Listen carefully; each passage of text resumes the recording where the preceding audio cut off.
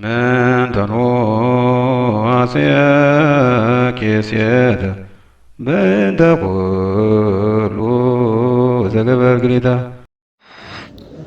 በስመ አብ ወወልድ ወመንፈስ ቅዱስ አሐዱ አምላክ አሜን። ክቡራን ሊቃውንተ ቤተ ክርስቲያን፣ አይንተ እግዚአብሔር ካህናት፣ ሊቃነ ምስጢር ዲያቆናት፣ ምዕመናን ወምዕመናት በሕያው እግዚአብሔር ስም እንደምን አደራችሁ? እንደምን አደራችሁ? ክብር ኃይል ክቡር፣ ቅዱስ ኃይል ቅዱስ፣ አመስግኑኝ የማይል ምስጉን፣ ጥንት የነበረ ቀዳማዊ፣ ዛሬም ያለ ማዕከላዊ፣ ወደፊትም ዓለምን አሳልፎ የሚኖር ዘላለማዊ የሆነ ልዑል እግዚአብሔር አምላካችን እስከዚህ ሰዓት ድረስ ወዶና ፈቅዶ ስላደረሰን ስሙ ከምድር እስከ አርያም ለዘላለም የተመሰገነ ይሁን። አቁራሪተ መዓት አምጻኤተ ምሕረት ወላዲተ መድኃኒት ቅድስተ ቅዱሳን ድንግል ማርያም እንዲሁ ስም አጠራሯ ለዘላለም ከፍ ያለና የተመሰገነ ይሁን። ቅዱሳን አባቶቻችን እንደየማዕረጋቸው ስም አጠራራቸው ከፍ ያለ ይሁን። ኢትዮጵያ ታበጽሕ እደዊሃ ሀበ እግዚአብሔር፣ ኢትዮጵያ እጆቿን ወደ እግዚአብሔር ትዘረጋለች። መዝሙር 68 ቁጥር 31 ላይ ተመዝግቦ የምናገኘው ኃይለ ቃል ነው። ኢትዮጵያ እጆቿን ወደ እግዚአብሔር ትዘረጋለች። ይህን ኃይለ ቃል ማንኛውም ኦርቶዶክሳዊ የሚያውቀው ቃል ነው። ኢትዮጵያ ስትነሳ በምኗም ይሄ ቃል ይጠራል። ቅዱስ ዳዊት አስቀድሞ ይህን ኃይለ ቃል ተናግሮታል። እጅ ሲዘረጋ መስቀለኛ ነው። ኢትዮጵያ መስቀሉን ቀድማ ታውቀዋለችና በተለይም አሁን ላይ ያለነው መስቀል በዓል ላይ ነው። በተለይም የኢትዮጵያ ኦርቶዶክስ ተዋሕዶ ቤተክርስቲያን መስከረም 16ና 17ን በልዩ ሁኔታ በድምቀት ታከብረዋለች። የመስቀሉን ታሪክ ለኢትዮጵያ ዛሬ አይደለም እናስተዋውቃት፣ ቀድሞ በስነ ፍጥረት ታውቀዋለች። ቀድሞ ገና መስቀል የእርግማን ምልክት በሆነበት፣ የአመፀኞች መቅጫ በሆነበት፣ እንዲሁ ሰው በሚፈራውና ሰው በሚደነግጥበት ዘመን መስቀል ምን እንደሆነ በትንቢት መነጽር ኢትዮጵያ ታውቀዋለች።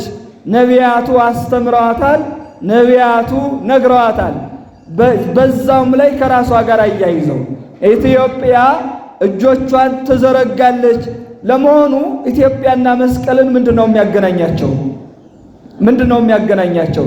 ከዓለም በተለየ ሁኔታ ቅዱስ ዳዊትም ለሌላው ዓለም ያልተናገረውን ይህን ልዩና ባነጋገሩ በጣዕሙ ልዩ ቃል የሆነውን ኢትዮጵያ እጆቿን ወደ እግዚአብሔር ትዘረጋለች ብሎ የተናገረው ለምንድን ነው? ወደ ማንም ወደ ሰው ትዘረጋለች፣ ወደ ተራራ ትዘረጋለች አላለም። ወደ ፈጣሪዋ ትዘረጋለች አለ። በጸሎቷ፣ በልመናዋ፣ በአስተውቆቷ ኢትዮጵያ ሁልጊዜም ወደ እግዚአብሔር ትዘረጋለች። መስቀሉን ክንፍ አድርጋ፣ የኢትዮጵያ ክንፏ መስቀል ነው። የኢትዮጵያ ክንፏ ብራና ነው። የኢትዮጵያ ክንፏ ታቦት ነው። እነዚህም ክንፎቿን መሰረት አድርጎ ነው የተናገረ። ስለዚህ እጅ ሲዘረጋ እንደ ንስር ክንፍ እንደሆነ ሁሉ የኢትዮጵያ ክንፏ መስቀል መሆኑን አስቀድሞ ከራሷ ጋር አያይዞ ኢትዮጵያ እጆቿን ትዘረጋለች ብሎ ተናገረ። ስለ ቃሉ የአምላካችን ስሙ የተመሰገነ ይሁን። እንግዲህ ኦርቶዶክሳውያን ዛሬ የመስቀል በዓልን ስናከብር እንደ እንግዳ ደራሽ እንደ ውሃ ፈሳሽ አይደለም። ባህሉን ትውፊቱን ጠብቃ የኢትዮጵያ ኦርቶዶክስ ተዋሕዶ ቤተክርስቲያን ስታከብረው ጥንት መሰረታዊ አመጣጡን ይዛ ነው። የመስቀል ዓላማውን ነው አሁን የምንማማረው። መስቀል በኢትዮጵያ ላይ ያለውን የሃይማኖታዊ ስርዓት ትውፊታዊ አመጣጥ ይህን መረዳት ያስፈልጋል። ታዲያ መሰረቱን ስንመለከተው ቅዱስ ያሬድ ከኖኅ ታቦት ወይም ደግሞ ከመርከቧ ጋር አያይዞ እንዲህ ብሎ ይናገራል። የኢቲኬ መድኃኒት እንተ ሐሰስዋ ነቢያት ወአድዋ፣ ነቢያት የፈለጓት ነቢያት የተመኟት መድኃኒት ይችናት። ወይቤሎ ለኖኅ አመያህ ግበርታ ወተበዘትድህን፣ የጥፋት ውሃ በመጣ ጊዜ ኖኅን እንዲህ አለው የምትድንበትን መርከብ ስራ ብሎ እግዚአብሔር አዘዘው። እታመን ባቲ እስመ አርአያ መስቀል ይእቲ ብሎ አያይዞ ተናግሮታል። ይችን እታመንባታለሁ እማጸንባታለሁኝ ትምህርተ መስቀል ናትና።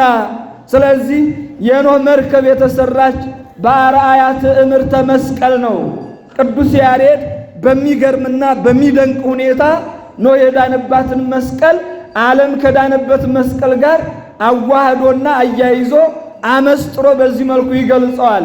ኖህ ከጥፋት ውሃ የዳነው ሥራ የተባለውን ታቦት ወይም ደግሞ መርከብ ሰርቶ ከሰውም ከእንስሳትም ለዘር ለቀረብ ይዞ ገብቷል። እሱም 8 ነፍስ ሆኖ ድኗል። በመስቀሉ ደግሞ የዳነው ዓለም ነው። ለ5500 ዘመን በሲኦል ሲጋዩ የነበሩ ሲሳቃዩ የነበሩ ነፍሳት ባሕረ ሲኦልን የተሻገሩት ከባሕረ ሲኦል ተንሳፈው የወጡት እነሆ ባሕረ ገሃነምን ያቋረጡት በዕፀ መስቀሉ ነው። ያ ማለት ክርስቶስ በመስቀሉ ላይ ባፈሰሰው ደም ማለት ነው። መስቀል ሲነሳ ደመ ክርስቶስን አንረሳምና ገብረ ሰላም በደመ መስቀሉ ነው የምንለው። በመስቀሉ ባፈሰሰው ደም ሰላምን አደረገ፣ ሕይወትን አደረገ ብላ ነውና ቤተ ክርስቲያን የምትሰብክ። ስለዚህ ታቦተ ኖህ ሐመረ ኖህ ስትነሳ መስቀሉን ቤተ ክርስቲያን ታነሳለች። ገና በሕገ ልቡና መስቀል የተሰበከላት ኢትዮጵያ ወይም ደግሞ ቤተ ክርስቲያን ይችን ነው የምትመስለው። ስለዚህ ኖህ በመርከቡ እንደዳነ ዛሬ እኛም በመስቀሉ ኃይል አጋንንትን ድል እንነሳለን፣ ባሕረ ገሃነምን እናቋርጣለን የሚለውን አስተምሮ ቤተ ክርስቲያን ታስተምራለች። ሁለተኛው ከኖህ መርከብ ቀጥሎ ለቤተ ክርስቲያን ለመስቀሉ ምሳሌ የሚሆነው ዕፀ ሳቤቅ ነው። እንዲህ ይላል ቅዱስ ያሬድ አሁንም ምስጢሩን አስፍቶና አምልቶ የገለጸለት ለሐዋርያት እንኳን ያልተገለጸው ምስጢር ለቅዱስ ያሬድ ተገልጿል። ሐዋርያት በዘመኑ ያልተናገሩትን ምስጢር ቅዱስ ያሬድ ተናግሯል። ምን ይላል? ከአብርሃም ጋር አያይዞ የመስቀሉን ነገር ቅዱስ ያሬድ ሲናገር አብርሃም ወሰዶ ለይስሐቅ ከመ ይስኦ፣ አብርሃም ልጁ ይስሐቅን ሊሰወው ወደ ሞሪያ ተራራ ወሰደው። አውረደ ሎቱ ቤዛሁ በግዓ ዘእውዝ አቅርንቲሁ በዕፀ ሳቤቅ፣ ቀንድና ቀንዱ በዕፀ ሳቤቅ የታሰረ ጻዕዳ በግ አወረደለት። ዕፀ ሳቤቅ ብሂል ዕፀ ስሬት መስቀል አለ። ዕፀ ሳቤቅ ማለት ኃጢአት የሚሰረይበት መስቀል ማለት ነው ብሎ የገለጸው ለዚህ ነው። ይስሐቅ እንደሚታወቀው ታዛዥ ነው። አብርሃም ለፈጣሪው ታዛዥ ነው። ይስሐቅ ለአባቱ ታዛዥ ነው። አባትና ልጅ ማለት እንደ አብርሃምና እንደ ይስሐቅ ነው። ልጁ ሊሰዋ ሲል እምቢ ያላለ ይልቁንም እሰርና አጋድ ምህረደኝ አለ። አስራ አጋድ ምህረደኝ። በዚህ መሰረት ነው በታዛዥነቱ ጻዕዳ በግ ወረደለት። በዕፀ ሳቤቅ የታሰረ ክርስቶስም በገመድ ታስሮ እነሆ እንደ ብራና ተወጥሮ በመስቀል ላይ ተሰቀለ። በመስቀል ላይ በመሰቀሉ የእኛን እስራት ፈታ፣ ዓለምን ነፃ ወጣ። በመስቀሉ አርሃ ወገነተ፣ በመስቀሉ ገብረ መድኃኒተ ብሎ የሚናገረው ከዚህ የተነሳ ነው። በመስቀሉ የገነትን በር ከፈተ። በመስቀሉ በማእከለ ምድር መድኃኒትነቱን ሰበከ ለዓለም። እነሆ በደሙ ፈሳሽነት ነፃነትን አወጀ ይላል። ክብርና ምስጋና ይግባው። እስኪ እግዚአብሔርን አመስግኑት። ቅዱስ ያሬድ እንዲህ አይነቱን ምስጢር ነው ፈትፍቶ የሚናገረው። ዕፀ ሳቤቅ ቢል ዕፀ ስሬት መስቀል የኃጢአታችን ስሬት የተገኘበት፣ ኃጢአት እንደ ሰም የቀለጠበት፣ ዲያብሎስ የታሰረበት፣ አይሁድ ያፈሩበት፣ ነፃነታችን የተሰበከበት፣ ገነት የተከፈተበት፣ አዳም ከነ ልጆቹ ነፃ የወጣበት ዕፀ መስቀሉ አስቀድሞ በሕገ ልቡና እንዲህ ተሰብኳል። መስቀልን ኢትዮጵያና ኦርቶዶክስ ተዋሕዶ ቤተክርስቲያን ዛሬ አይደለም የሚያውቁት፣ ገና በሕገ ልቡና ያውቁታል። ገና በሕገ ልቡና። ስለዚህ ይሄን መያዝ ያስፈልጋል። በሶስተኛ ደረጃ ሰዋስወ ያዕቆብ ብሎ ይገልጸዋል። ሰዋስወ ያዕቆብ እንደሚታወቀው ወደ አጎቱ ወደ አላባ ሲሄድ ሎዛ ላይ መሽቶበታል ይላል እና ከመንገድ ፈቀቅ ብሎ በተኛበት የወርቅ መሰላል ከምድር እስከ ሰማይ ተተክላ መላእክት ሲወጡበት ሲወርዱበት ተመልክቷል። ያ የወርቅ መሰላል በመጀመሪያ ደረጃ ወላዲተ አምላክ ቅድስተ ቅዱሳን ድንግል ማርያምን መስሎ ሊቁ ተናግሮታል። ሁለተኛ ደረጃ ግን ያ የወርቅ መሰላል መላእክት የወጡበት የወረዱበት ሰው ጋር የተገናኙበት ሰማይና ምድር የታረቀበት ዕፀ መስቀሉን በዚህ መልኩ አይቶታል።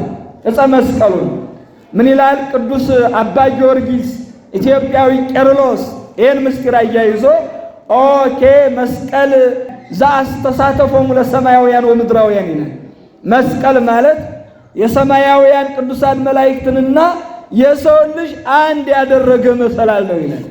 የሰው ልጅ ወደ ሰማይ የወጣበት የእግዚአብሔርን ልዕልና ያወቀበት ነገረ ድኅነት የተሰበከበት እንዲህ እንደሆነ ኦኬ መስቀል ዘአስተሳተፎሙ ለሰማያውያን ወምድራውያን ምድራውያን ጻድቃን ምድራውያን ምእመናን ሰማያውያን መላእክት 99 ነገደ መላእክት ከሰው ልጅ ጋር አንድ ሆነው ሊዘምሩ የወጡበት የወረዱበት እነሆ መስዋዕቱን ያሳረጉበት ጸሎቱን ያሳረጉበት መስቀል ነው አለ አባ ጊዮርጊስ። ደግሞ በዚህ አባ ጊዮርጊስ እንደተናገረው መስቀሉ ሰዋስወ ያዕቆብ ተብሎ እንዲህ ተገልጿል ማለት ነው። በአራተኛ ደረጃ አሁንም ሊቁ ቅዱስ ያሬድ ተናግሮታል።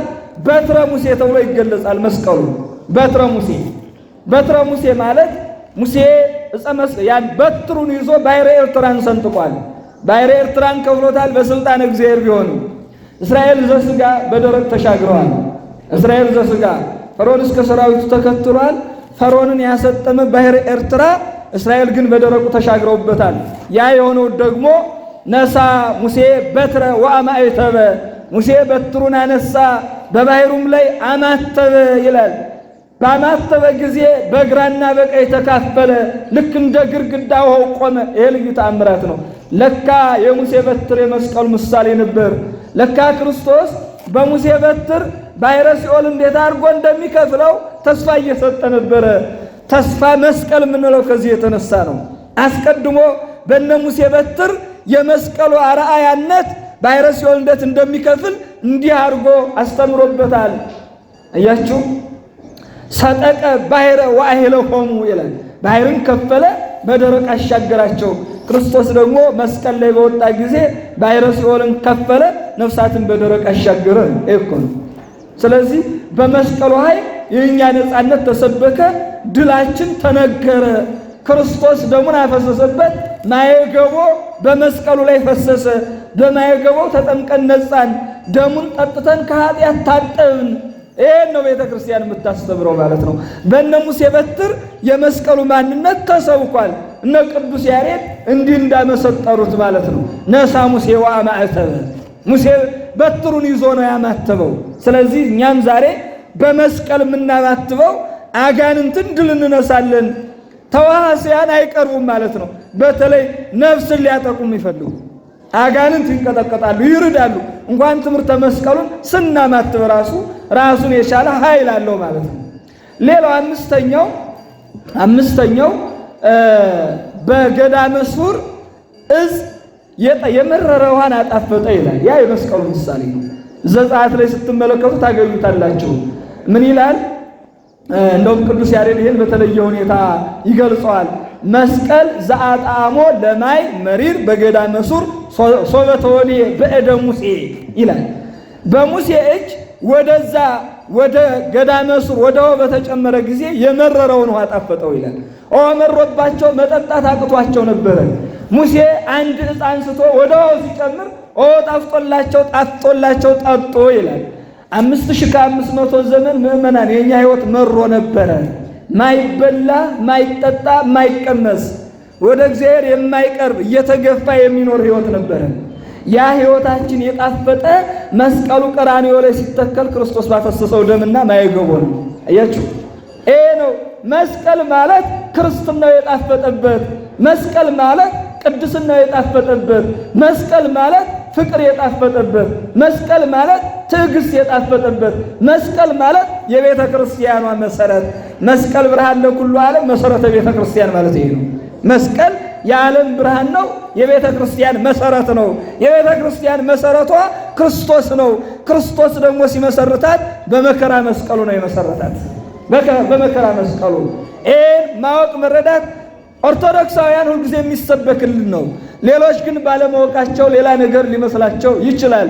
የቤተ ክርስቲያን ብርሃንና መሰረት ግን ይሄ መሆኑን ማወቅ ይጠበቅብናል። ማንም ታሪክ አይነግረንም። እኛ የታሪክ ባለቤቶች ነን። ኢትዮጵያ ታበጽሕ እደዊሃ በእግዚአብሔር፣ ኢትዮጵያ እጆቿን ወደ እግዚአብሔር ትዘረጋለች። የኢትዮጵያ እምብርተ መሬቷ መስቀል ነው በራሱ። ለኢትዮጵያ የመስቀልን ታሪክ አከባበሩን ማንም አይተርክላትም። እምብርተ መሬቷ ተራራዋ መስቀል ስለሆነ ተራራዋ መስቀል ነው።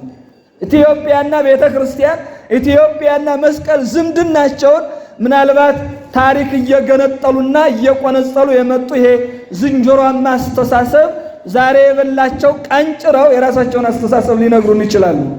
ምናልባት ይህንን እይታ ለመቀልበስ ሌላ ነገር ሊበጉዙበት ይችላሉ። እኛ ደግሞ መጠበቅ ይጠበቅብናል ማለት ነው። ጉዳዩ ይሄ ነው። በሌላ በስድስተኛ ደረጃ ሙሴ ከአማሌቅ ጋር ሲፋለም እጁን ዘረጋ ይላል። እጁን ሲዘረጋ እነ ኢያሱ ድል ይነሳሉ። ሰራዊቱ ድል ነስቶ ይመጣል። የሙሴ እጅ ሲታጠፍ አማሌቅ ድል ይነሳል። አሮንና ሆር የሙሴ እጅ እንዳይታጠፍ ደገፉት ይላል። ያ የሙሴ እጅ መዘርጋት የመስቀሉ ምሳሌ ነበረ። አያችሁ፣ የመስቀሉ ምሳሌ ነበረ።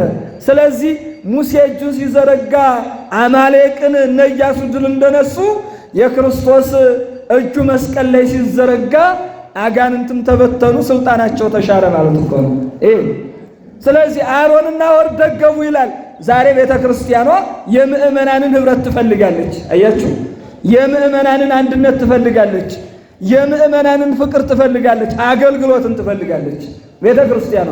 ለምን? የክርስቶስ መስቀል የተተከለባት መሰረቷ መስቀል፣ ጉልላቷ መስቀል ስለሆነ ሁለንተናዋ መስቀል ነው ቤተ ክርስቲያን። እንኳን ቤተ ክርስቲያን ሀገሪቱ መስቀል ናት ብያቸዋለሁ። ኢትዮጵያ ታሪኳ መስቀል ነው፣ እምብርቷ መስቀል ነው፣ ህይወቷ መስቀል ነው። ይህን ገንጥሎ መጣል አይቻልም፣ አይቻልም። ብራናዋ የሚናገረው ስለ መስቀሉ ነው።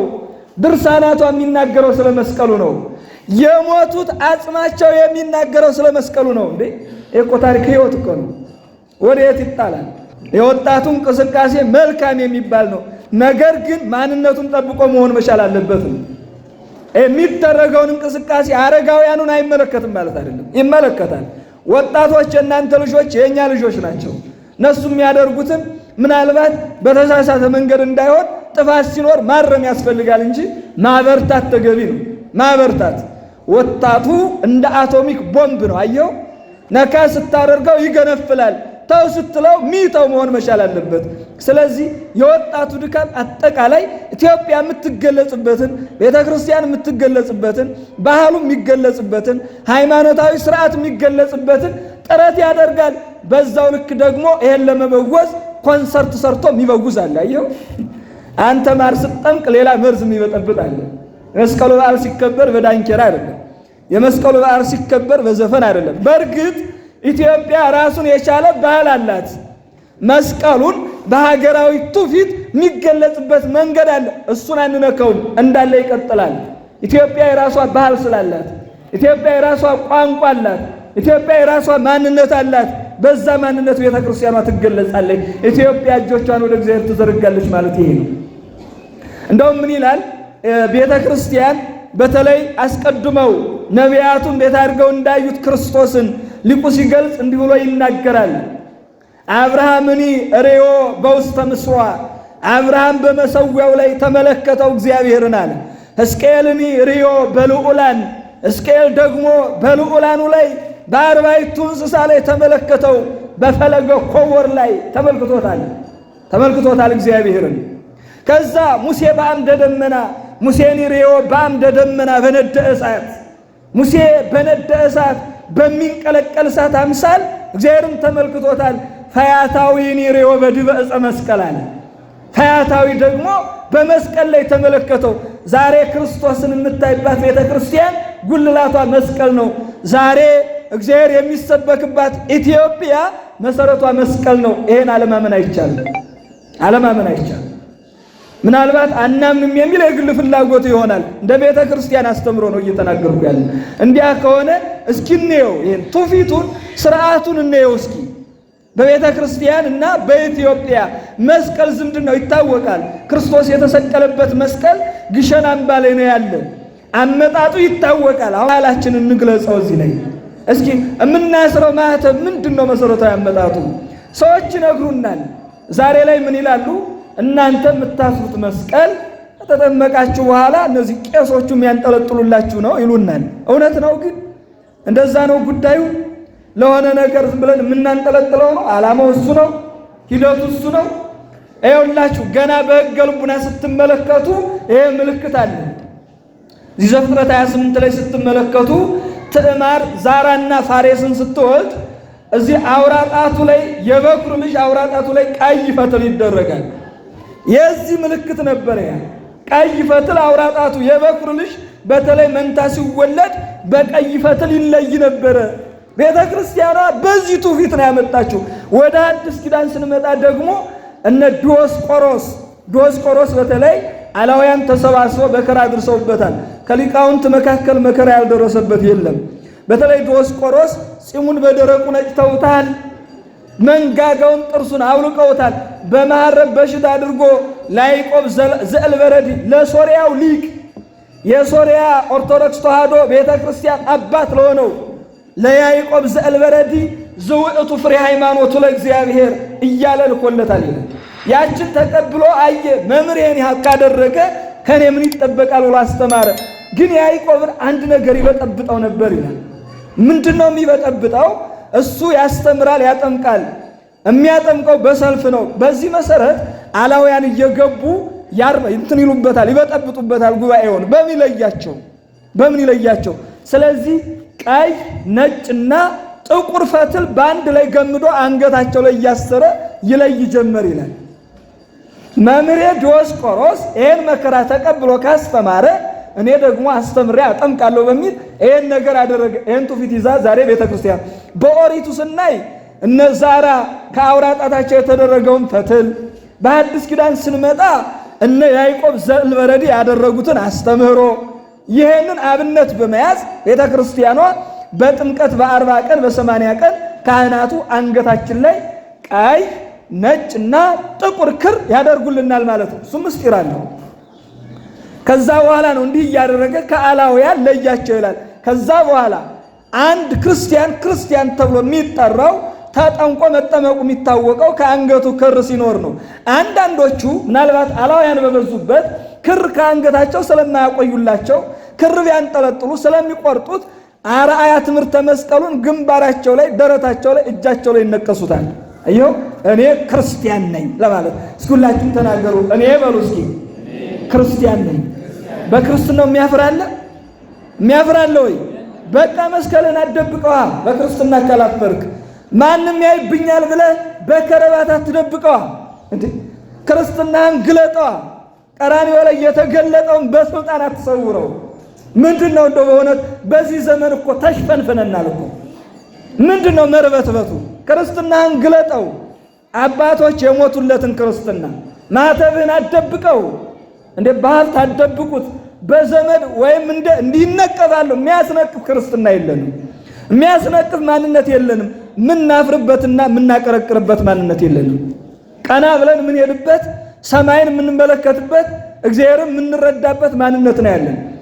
ቀይ ለምን ሆነ ካላችሁ ሰማዕታት ደማቸውን ለማስፈሳቸው። ለምን መስቀሉ ላይ የፈሰሰ ቀይ ደም ነው። አንተ የተገዛህበት፣ እኔ የተገዛሁበት፣ የተዋጀንበት ቀይ ደም የክርስቶስ ደም ክርስቶስ ፈሶበታል። የዛ ምሳሌ ለሰማዕታት አብነት የሚሆነው የሱ ምሳሌ ነው። ነጭ መሆኑ ደግሞ የሰማዕታት ድልነሽነት ነው። ጥቁር መሆኑ የመከራው ጽናት፣ በእሳቱ በስለቱ በዚህ ሰማዕታቱ ታርደዋል፣ ሞትን ተሸክመዋል። ሞቱ በእኛ ሕይወቱ በእናንተ ይሰራል አለ ቅዱስ ጳውሎስ። እኛ ሞትን ሰይፍን ተሸክመን ዞር፣ እናንተ ሕይወቱን መስቀሉን ተሸክመውታል። መከራ መስቀሉን ያን ነው የምናስብበት። በሌላ መልኩ ነጭ ማለት የተስፋ ምሳሌ ነው። ሰማዕታት ደማቸውን ቢያፈሱ እንዲሁ በከንቱ የሚፈስ ደም አይደለም። ለከንቱ ፈሶ የሚቀር ደም ሳይሆን ለሕይወት የሚፈስ መንግሥተ ሰማያትን ለማግኘት የሚፈስ ደም ነው። ቤተ ክርስቲያን ደም አፍሱ ሌላውን ረዱ ብላ አታስተምርም። ደማችን ግን እንድናፈስ አላውያኑ በሃይማኖት ሲመጡ ደምን እስከ ማፍሰስ ድረስ ጸንተን እንድንኖር ባለን ማዕተብ እንዲህ ታስተምረናለች። ስለዚህ ማዕተብ ማለት ይሄ ነው። ክርስትናውን በዚህ ነው የምንገልጸው። በሁለተኛ ደረጃ እንደው እስኪ እናቶች አሁን በእርግጥ የፋሽን ርዕዮተ ዓለም ስለሆነ ያለው በጣም ከባድ ነው። ቀድሞ እኮ ያሉት አሁንም አለ። በተለይ መስቀል ሲመጣ ጋቢውን፣ ቀሚሱን፣ የእናቶች ቀሚስ፣ የወጣቶች ልብስ ከረባቱ ይሄ በመስቀል ቅርጽ ይሰራል። እንደውም የቀድሞ አባቶች ጋቢያቸው በመስቀል ቅርጽ ነው የሚሰራል። ንሕነሰ ንሰብክ ክርስቶስ ዘተሰቅለ፣ እኛ በአረማመዳችን፣ በአለባበሳችን፣ በባህላችን፣ በማንነታችን ክርስቶስ ሰብከው ለአይሁድኒ መስሎሙ ዘነአብድ ወለአረሚኒ መስሎሙ ዘንጌኪ። ለአይሁድ የምንሰንፍ ይመስላቸዋል፣ ለአረማውያን የምንበድል ይመስላቸዋል። እኛ ግን የተሰቀለው ክርስቶስን ነው የምንሰብከው። አየው ንሕነሰ ንሰብክ ክርስቶስ ዘተሰቅለ አለ። የተሰቀለውን ክርስቶስ በአለባበስ ትሰብከዋለህ፣ በአረማመድ ትሰብከዋለህ፣ መልካም አርአያ በመሆን ትሰብከዋለህ ማለት እኮ ነው። እንደው ኢትዮጵያ ስትገለጽ ኢትዮጵያ ታበጽሕ እደዊሃ በእግዚአብሔር። እስኪ እንደው ሂዱ ስፌቱን እናቶቻችን እኮ ቀድሞ ሲሰፉ በመስቀል ቅርጽ ነበረ። ዛሬ እንኳን ስፌት የሚሰፋ ሴት ስለሌለ ገዝቶ ይጠቀማል እንጂ መናገር ከባድ ነው። እናቶች እናንተ ታውቁታላችሁ፣ ሰፍቶ ይጠቀማል እንዴ? እንዴት አድርጋችሁ መርፌ ጨብጣችሁ ወስፌውንስ ታውቁታላችሁ መልኩን? በዚህ ዘመን ምን ወጣችሁ? የቻይና ዕቃ እያልላችሁ እንዴ? የቻይና ዕቃ መግዛት እንጂ ምን ነክቷችሁ እንዴ? ሰበዝና ወስፌ ክር ምን ሊሆናችሁ? የኢትዮጵያን ባህል እስኪ ግለጹት። እስኪ እቤታችሁ እስኪ አንዳንድ ጀግኖች እናቶች አላችሁ፣ በእርግጥ አንዳንድ ጀግኖች ወጣቶች አላችሁ። ሰፍታችሁ የምትዳሩ መሶብ ሰፍታ የምትዳሩ ወጣት ዛሬ አለች? ቀድሞ እኮ ወጣቶች ሲዳሩ መስቀለኛ መሶብ ሰፍተው የራሳቸውን መሶብ ሰፍተው ነበር የሚዳሩ። ዛሬ አለ ወይ? በእውነት የተሰፋውን ጀግኖች የሰፉትን ገዝቶ ነው። ይሄ ስንፍና ነው፣ ስንፍና ነው። በእውነት ኢትዮጵያን ተመልከቷት። ከቤተ ክርስቲያኗ ጋር ያላትን መስተጋብር ባህሏን የምትገልጸው በመስቀል ነው። ስፌቷ መስቀለኛ ነው፣ ጋቢዋ መስቀለኛ ነው፣ ቀሚሷ መስቀለኛ ነው። አሁንማ እናቶችም እህቶችም አንዳንድ የቀሚስ አለባበስ አለ። ቀሚስ እንኳን ካሰራቸው አይቀር አሸራምጣቸው ይሄ ቢቅርጽ የሚባለው ቀሚስ አለ አይደል? ቆርጣችሁ የምታደርሱት ሙሉ አድርጉት። እናቶቻችን ክብራችሁ ሙሉ ቀሚስ ነው፣ ሙሉ ቀሚስ ነው። የተሸራመጠ ቀሚስ ምን ይገልጻል? እስኪ ንገሩ። ምን የሚሉት ፋሽን ነው? ምን የሚሉት ፋሽን ነው? ከየት ያመጣ ነው? የእናቶች የወጣቶች ክብራችሁ ሙሉ ቀሚስ ስትለብሱ ነው። ይሄ በአንድ ጎኑ እንደው ሰው ያበላሸው ይመስል የእናንተ ፕላን ነው። ከዚህ ውጡ። ከላይ የተሸራመጠ ከታች የተሸራመጠ ማንነትን የማይገልጽ ቀሚስ የላትም። ሙሉ ቀሚስ ነው የኢትዮጵያ ክብሯ፣ ሙሉ ቀሚስ ነው። ይህን ማስተዋል ያስፈልጋል። ኢትዮጵያ እጆቿን ወደ እግዚአብሔር ትዘረጋለች። በአለባበሷ እግዚአብሔር ያውቃታል። ኢትዮጵያ በአለባበሷ ያውቃታል፣ በእምነቷ ያውቃታል እግዚአብሔር። ገና በሕገ ልቡና በመልከ ጼዴቅ ያውቃታል እግዚአብሔር ኢትዮጵያ። ዛሬ እኛ አይደለም የምናስተዋውቃት፣ ዛሬ እኛ አይደለም የምንተርክላት። ገና በካህኑ በመልከ ጼዴቅ ኢትዮጵያ ትታወቃለች። ይህን ማስተዋል ያስፈልጋል።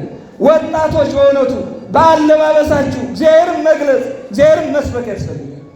ሁለተኛ አንድ ታሪክ ልንገራችሁ። ቀድሞ በነገስታቱ ዘውድ እንኳን መስቀል ነበር ነው። ዛሬም ቢሆን በካህናቱ አክሊል፣ በሊቃነ ጳጳሳቱ አክሊል፣ በዲያቆናቱ አክሊል መስቀል ነው የምታዩት። መስቀል ከመስቀል የወጣ ምን ይወጣ አለ? እግዚአብሔርን ስንሰው ወቀነው በመስቀሉ አይተቶም ማይከለን ያን ክፉን ነገር ጠርቆ ያስወገደው በመስቀል እኮ ነው። በጣም የሚገርማችሁ ነገር ዛሬ መስቀል ሲተኮስ ገበሬ ሰኔ ላይ ግንቦት ላይ ሚያዝያ ላይ ዘርቶ ሐምሌ ነሐሴን አርሞ ደግሞ ጭቃ ላይ ተለውሶ በላይ ረድ በታች ውርጭ ይሄን ሁሉ መከራ አሳልፎ እሸት የሚቀምሰው የመስቀል ቀን ነው። በጣም ይገርም። ኢትዮጵያ ማንነቷ ሁሉ ጋር የተያያዘ ነው። ጥንቅሹን ቆርጦ የሚቀምሰው መስከረም 16 ደመራው ሲለኮስ ቆርጦ ይቀምሳል። በመስቀል ነው የሚባረከው ሁሉ ነገር። እሸት ቆርጦ በመስቀሉ ፍም ጠብሶ ይቀምሰዋል፣ ይባረካል። ከወፍ አላፎ ጠብቀህ ለኔ አድርግልኝ ብሎ በመስቀል ደመራ ነው የሚባርከው። አያችሁ፣ ይሄ ብቻ አይደለም። የቀድሞ ነገስታት ትርኢት የሚያሳዩት መስከረም 16 ቀን ነው። ትርኢት ወታደራዊ ትርኢት ያሳዩበት ነበር። በመስቀል 16 ማለት ነው። በመስከረም 16 ለምን ካላችሁ ክርስቶስ በመስቀሉ ኃይል አጋንንትን ድል ነስቶ ዓለምን ነፃ አውጥቷል። ነገሥታቱም ሹመቱ የጨረሰውን ያንን አንተ በክብር ተቀመጥ ብለው የሹመት መተካካት ያደርጋሉ። ወታደራዊ ትርኢት ያሳያሉ። ኢትዮጵያ ማለት ይህች ናት ወዳጅ፣ ይህች ናት። እንዲህ ብላ የመጣች ሀገር ናት ያለችን። ከቤተ ክርስቲያኑ ጋር ውህደቷ፣ ከመስቀሉ ጋር ውህደቷ ይሄ ነው። ይሄ ብቻ አይደለም። የቀድሞ ጀግኖች ድል ሲነሱ ድል መንሳታቸውን ተራራ ላይ ወጥተው በደመራ ብቻ ሳይሆን በችቦ ይገልጹታል። አየሁ፣ የኢትዮጵያ ችቦ መስቀል ነው። አንተ መስቀል ነው። ይሄን ማን ይረሳል? ማን ይረሳል? አንድ ነገር ብነግራችሁ፣ አንድ አይሁዳዊ ፈለስኪኖስ የተባለ ስትናገሩ ፈለስኪኖስ ወልሲ እንዲህ የተባለ አይሁዳዊ ክርስቲያኖችን ብዙ ጊዜ መከራ እያደረሰ በተለይ ዳዳዎቹን እየመረጠ ምን ያደርግ ነበረ? በገንዘብ እየገዛ ወደ አይሁዳዊ ሃይማኖት ይመልሳቸው ነበረ። ክርስትናውን እያስጋደ በገንዘብ እየገዛ ማለት ነው። በገንዘብ እየገዛ ኑ እያለ ወደ ቤተ አይሁድነት ይመልሳቸዋል። እንዲህ የሆነ ሲሆን ሁለት ድሆች ይኖሩ ነበር ይላል እና አንዱ ምን አለ መሰላችሁ? እኛ ክርስትናን የተቀበል ክርስቶስን የምናምን በመስቀሉ ኃይል የምናምን ነን። ግን እኛ ድሃ ሆን። ፈለስኪኖስ በአይሁድ እምነት እያመነ ክርስቶስን እየዘበተበት መስቀሉን እየረገጠ ስዕሉን እየቀደደ ሀብታም ሆነ። ለምንድን ነው እኛ ድሃ የሆን አለ። እንደው በእውነቱ ክርስትናው በሀብት ይለወጣል? ኦርቶዶክሳዊ ይለወጣል? ሀብት ይገልጸዋል? ክርስትናውን ያገኘነው በደም እንጂ በሀብት ነው፣ በዶላር ነው ያገኘነው። ክርስትናውን በዶላር አይደለም የተገዛ ነው፣ በወርቅ በህንፃ አይደለም የተገዛ ነው፣ በደመ ክርስቶስ በመስቀሉ ኃይል ነው የተገዛ ነው። ከዛ በኋላ አንዱ አፈነገጠ ይላል። ምን ብሎ? እኔ ከዚህ በኋላ ፈለስኪኖስን እመስላለሁ፣ በአይሁድነት አምናለሁ፣ ባለሀብቱ ሆኜ ዘና ብዬ እኖራለሁ አለ። ዘና ብሎ እኖራለሁ ሲሉ ብትንትን ብሎ መቅረት አለ። ከዚህ እግዚአብሔር ይጠብቀን። ከዛ ሄደና አመነ ይላል። ወደ አዳራሽ ቤተ አይሁድ ወደ ተሰበሰቡበት ቀጥ አድርጎ ይዞት ገባ። አንድ ነገር ተናገረው። ክርስቶስ ተሰቀለበት የምትለውን መስቀል አመሳቅሎ ይዘና አለ። አመሳቅሎ ይዞ መጣ። አቁመው አለ። አቆመ። ስዕሉን ለጠፈበት፣ ስነ ስቅለቱን የክርስቶስን ስነ ስቅለት ለጠፈበት ይላል መስቀሉ ላይ። አንድ ነገር እኔ የምነግርህን ትእዛዝ ትፈጽማለህ፣ ከዛ በኋላ ነው የፈለግከውን ሀብት የምሰጥህ አለው ይላል። አሁን ወጣቱ በደንብ አስተውሉ። እሺ አለ። በል በዚህ ላይ የተሰቀለውን ክርስቶስ እክዳለሁ በል አለው። ክጄዋለሁ አለ። ከዚህ እግዚአብሔር ይጠብቃችሁ። የሆነ ነገር ለማግኘት በደም የገዛህን ክርስቶስ ክጄሃለሁ፣ ከዚህ የበለጠ ኪሳራ አለ ብላችሁ ታስባላችሁ? ሕይወት የሆነህን ከመካድ በላይ ይህ እኮ መውረድ ማለት የመጨረሻ እኮ ነው። ቂልነት ማለት ይህ እኮ ነው። ያቸው ሀገርን ቤተክርስቲያን መርሳት ማለት እንዲህ አይነት ነገር ሲገጥሙ ነው። መጨረሻ በዚህ አላቆም። ጦር ሰጠውና ቀራንዮ ላይ እነሆ ያ ለንጊኖስ የወጋውን እኔም ወግቼዋለሁ። ለንጊኖስ ለመመሳሰል ነው። አይ ዶሃውንስ ሞቶ ይሆናል ብሎ ወጋው ይላል። ደሙ ይነጥብ አይኑ በራለት ይላል። እንደው ይሄ ሰው ልክ እንደዛ አድርገው ውገው አለው ይላል። በመስቀሉ ላይ ከተለጠፈው ስዕል ደም ወጥቶ ቤተ አይሁድ በተሰበሰቡበት እንደ ጎርፍ ፈሰሰ ይላል። ክብርና ምስጋና ይግባው። እናንተ ይህን ተአምር የገለጸ ነው እግዚአብሔር። ደነገጡ ይላል። ቤተ አይሁድ ሌላ ድንጋጤ ገጠማቸው። ቀራንዮ ላይ ሌላ ሀፍረት ነበረ፣ እዚህ ላይ ደግሞ ሌላ ሀፍረት። ደነገጡ፣ እንደ ሻሽ ተነጠፉ፣ እንደ ቅጠል ረገፉ፣ እንደ ግንድ ተረበረቡ፣ ደንግጠው ወደቁ። ይሄማ ተአምር ነው ብሎ በአዳራሽ ለክህደት የክህደት ትርኢት ለማየት የተሰበሰቡ በእምነት መጡ፣ አመኑ፣ ተጠመቁ ይላል። ያም አምኖ ወደ ክርስቶስ መጣ። መስቀል መስቀል የምንለው ሕይወት ስለሆነ ነው። አየሁ በተአምራት ስትሄድ እንዲህ የሚያሳምን ስለሆነ አይሁድ እንደሚገልጹት አይደለም። ቤተ ክርስቲያኗ በተለየ ክብር ነው የምትገልጸው እንትን መስቀል። ስለዚህ መስቀሉን ስናከብር በተለየ ፍቅር፣ በተለየ ትዕግስት የተቸገሩትን በመርዳት አንድነትን በማቀጣጠል መሆን መቻል አለበት ማለት ነው። ወጣቶች የመጨረሻ አንድ መልእክት ልናገርና እጨርሳለሁ። መስቀል ሲገለጽ መስቀል የሚለው ከኢትዮጵያ ከትርጉሟን ጀምር ኢትዮጵያ እስኪ ንገሩኝ እናቶች፣ ይህ ማለት ምን ማለት ነው? ወጣቱ የቆማችሁ ንገሩ። ይህ ማለት ምን ማለት ነው? ይህ ማለት እግዚአብሔር ማለት ነው። እግዚአብሔር ማለት ነው። ኢትዮጵያ 5 ፊደሎች ናቸው። ት ማለት ታው ማለት ነው። ትጉህ አብ ማለት ነው። ኢ የሚለው ሁሉንም አጠቃሎ የያዘ እግዚአብሔር ማለት የሀገር ጌታ፣ የዓለም ጌታ፣ የዓለም ፈጣሪ ማለት ነው። ይሄን ይይዛል። ት ማለት ታው ትጉህ አብ ማለት ነው። ዮ ማለት ዮድ የማነ እግዚአብሔር ወልድ ማለት ነው። ጵ ማለት ጰራቅሊጦስ መንፈሰ ጽድቅ መንፈስ ቅዱስ ማለት ነው። አብ ወልድ መንፈስ ቅዱስ አንዱ ነው የሚመለኩባት ሀገር ኢትዮጵያ።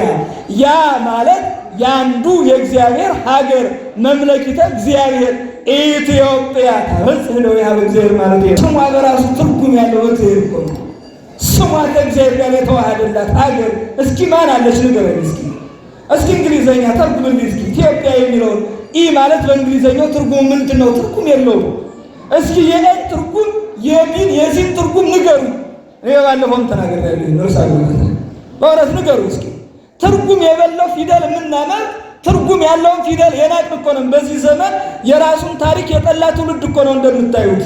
እንዴ ፊደል እንዲህ ነው ብሎ የሚናገር ማን ይነግራታል? ኢትዮጵያ ቀድሞ በጸፍጸፈ ሰማይ እንደተጻፈ ታውቃለች ኢትዮጵያ። ማንም ይሄን ታሪክ አይነግራትም እኮ ዛሬ አይደለም። ይሄን ግዕዝ ለኢትዮጵያ የምትስተዋውቃት እኮ በጸፍጸፈ ሰማይ እንዳለ ታውቋለች። ገና በሄኖስ ዘመን በአዳም 3ኛ ትውልድ ታውቋለች። በአዳም 7ኛ ትውልድ በሄኖክ ታውቋለች እኮ ኢትዮጵያ። እጆቿን ወደ እግዚአብሔር ዘርግታ የምትኖር ናት። ብራና ፍቃ፣ ገበታ ጠርባ፣ ድንጋይ ጠርባ፣ ፊደል ቀርጻ፣ ታሪክ ጽፋ፣ ሰነድ ሰንዳ፣ ስነ ጽሑፍ ጽፋ፣ ድርሳናቱን ደርሳ፣ ትውልድ አስተምራ፣ ነገስታትን ቀርጻ፣ ትውልዱን በስነ ጥበብ ከፍ አድርጋ ኢትዮጵያን በስልጣኔ የመራችበት ፊደል እኮ ነው ወዳጅ። አሁን ዛሬ ያን ጠልተን እስኪወጣ ጠልተን አንዳንዶቹ ይወጡ እዚህ አንገታችሁ ላይ መስቀሉን ማውጥተን ዜድ ይላል ያንዳንዱ ማተም ማለት ነው። ምን ማለት ነው ንገረኝ እስኪ ትርጉሙ። ማነሽ? ዜድ ነኝ። ትርጉም የሌለው ፊደል አስረህ አንቅለህ ትሄዳለህ። በእውነቱ ማነሽ? ኤስ ነኝ። ማነሽ? ኤ ነኝ። ትርጉም ምንድን ነው ንገረኝ እስኪ። ትርጉም ያለው ማንነት ትቶ ሰው ትርጉም በሌለው ማንነት ይገዛል? ወዳጆች እስኪ ንገሩ። ትርጉም በሌለው ማንነት አንገዛ። ኦርቶዶክሳውያን ትርጉም ባለው ማንነት መኖር ያስፈልጋል። ታሪክ ነው። ኢትዮጵያ እጆቿን ወደ እግዚአብሔር ትዘረጋለች ሲል ትርጉም ያለው ማንነት ያላት ማለት ናት ኢትዮጵያ ማለት። እሱም ማወቅ ነው። ሌላው ይቅር፣ ቅድም ነግሬያቸዋለሁ። በዚህ በደረታቸው በራሳቸው በዚህ በግንባራቸው በእጃቸው ላይ የመስቀል ቅርጽ ተቀርጸው የሚሄዱ እህቶች፣ ወጣቶች፣ ወንድሞች አሉ። ዛሬ ፋሽን ሲመጣ ያን ጊዜ መስቀል ለምን እዚህ ላይ ያደረጉ በዚህ በጨረር አጥፉል እያለ የሚሄድ እኮ የሚጃጃል ወጣት አለ። አንተ ህይወትህ እኮ ነው።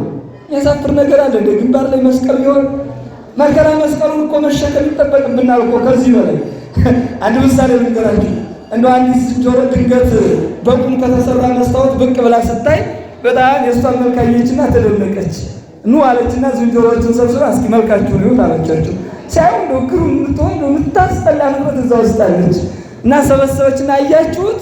ኧረ በጣም የሚያስገርሙ ፍጥረታት አሉ። ከነዚህስ እኛ ቆንጆች ነን አለች።